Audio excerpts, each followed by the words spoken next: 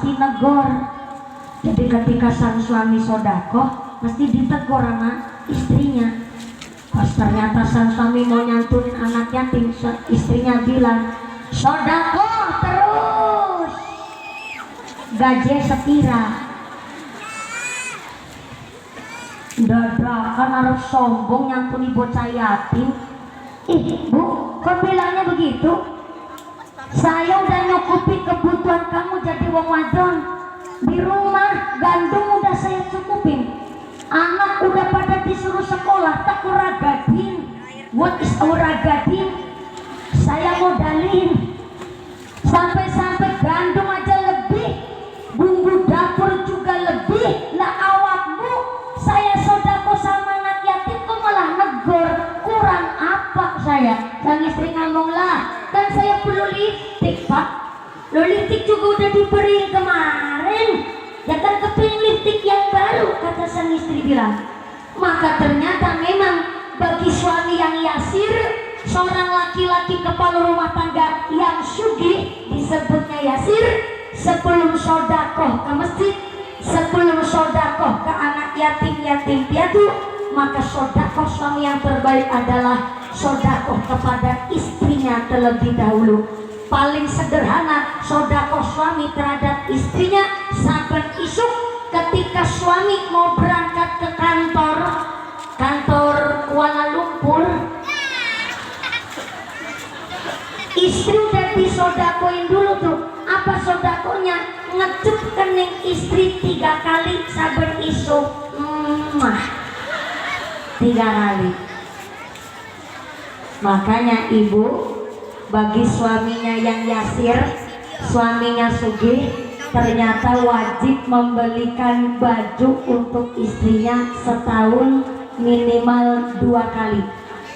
Nggak harus, bukan bentuknya duit, tapi harus bentuk baju. Itu bagi suami yang sugih. Bagi suami yang mampu, maka membelikan baju untuk istrinya 1 tahun minimal 2 kali.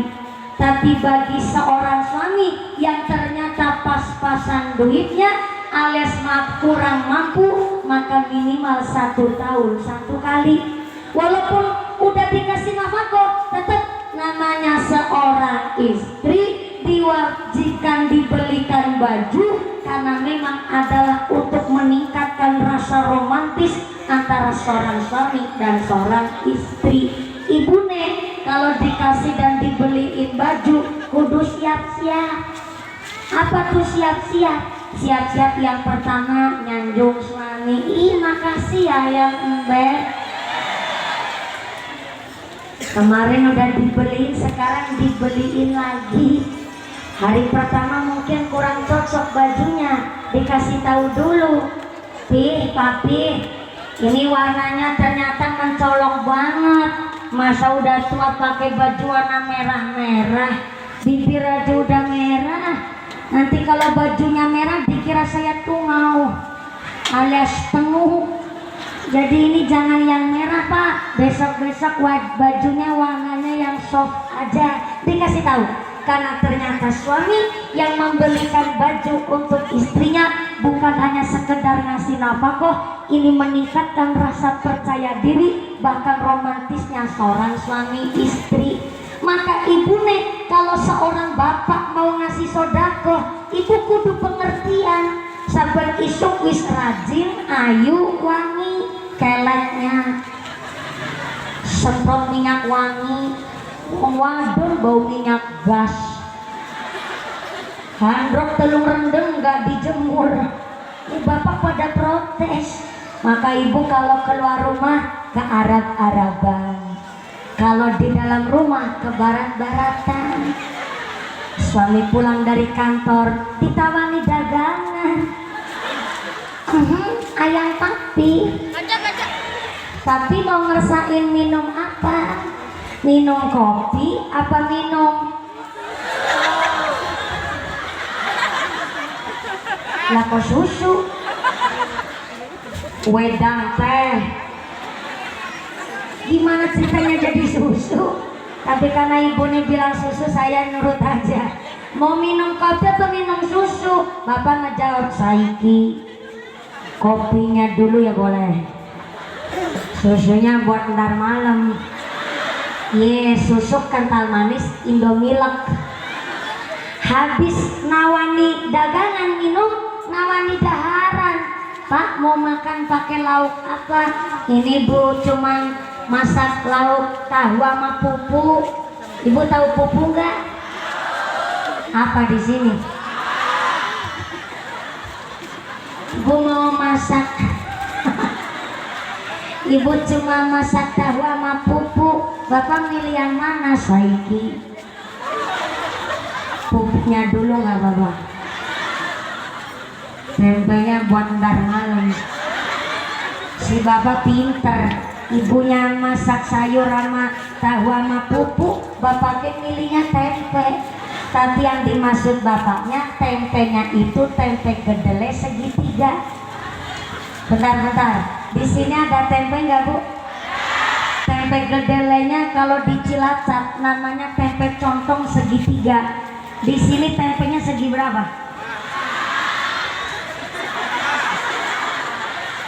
Segi 4. Ya Allah, berarti tempenya lebar-lebar ya orang Bekasi. Bentar, jenengan ketawa ngetawain apa? Ini lagi ngebahas tempe kedelai. Maksudnya si Bapak masak pun jangan yang mengandung zat kimia mulu. Kadang-kadang ayam sayur kan banyak zat kimianya. Sekali-kali ngegoreng tempe.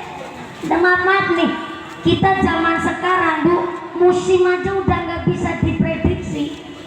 Karena badan kita saja udah banyak zat kimianya. Sebenarnya kalau di Cilacap Jawa Tengah ada disebutnya nyala mangsa.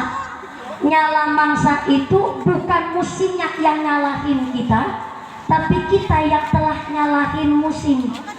Dulu zaman orang tua kita masih pada seger, masih pada babak alas di Bekasi, ternyata orang tua kita tanpa BMKG saja bisa pakai ilmu titen.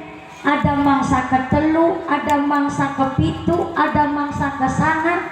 Musim hujan ya musim hujan, musim terang kemarau ya kemarau, bisa diprediksi. Tapi zaman sekarang kan walaupun ada BMKG pun nggak bisa zaman sekarang diprediksi. Soalnya apa? Kita yang telah nyalahi mangsa, kita yang telah nyalahi musim. Contoh, wa nazzala minas sama'i ma'an mubarakan. Ternyata Allah menurunkan air hujan dari langit, mubarakan, ngebawa barokah. Hujan itu bawa barokah. Lah tapi di Indonesia musim hujan saja, musim luar negeri saja udan baik. Bekasi banjir, ada banjir bandang, ada banjir rob, ada tanah bergerak, ada tanah longsor.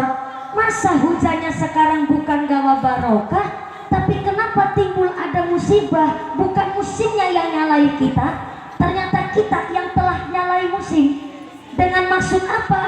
Doharul fasadu fil bari wal bahri bima kasabat aidinas. Kerusakan yang terjadi di daratan dan di lautan tidak lain dan tidak bukan itu karena ulahnya manusia. Maka maaf, nuwun sewu punten. Zaman dulu ketika orang tua kita masih pada sugeng pada hidup, begitu ahli ikhtiar, ahli riaboh, gentur tapak bahasa orang Cilacap. Gentur tapak mangan longan turu longan, makannya dikurangin, tidurnya juga dikurangin. Bukan hanya orang tua kita melaksanakan riaboh, melaksanakan tirakat, karena ternyata Kanjeng Nabi adalah satu-satunya manusia yang amat sangat rialatnya gentur tapane kuat. Bukti nyata untuk contoh kecil, Kanjeng Nabi ketika mau kepingin punya anak, Kanjeng Nabi itu sampai puasa 40 hari. Puasanya 40 hari, tetap sahur, tetap buka puasa. Cuma di dalam beliau berpuasa pisah ranjang sementara dengan Sayyidah Khadijah. Jadi puasanya 40 hari, tetap sahur, tetap buka. dan ketika beliau berpuasa 40 hari sementara pisah ranjang sama istrinya, sehingga di salah satu harinya beliau berpuasa, diutuslah malaikat Jibril datang ke bumi supaya ngebawa makanan dari surga. Yang makanan ini untuk menu buka puasanya Kanjeng Nabi. Setelah puasa 40 hari selesai, Kanjeng Nabi pulang ke rumah, kepanggil kali Sayyidah Khadijah, dan beberapa waktu kemudian Sayyidah Khadijah hamil, melahirkan seorang bayi perempuan yaitu Sayyidah Fatimah radhiyallahu anha, yang diriwayat diceritakan Sayyidah Fatimah putrinya Kanjeng Nabi cantiknya luar biasa. Jangankan wong lanang, wong wadon, sama-sama wong wadon ketemu sama Sayyidah Fatimah sampai insecure.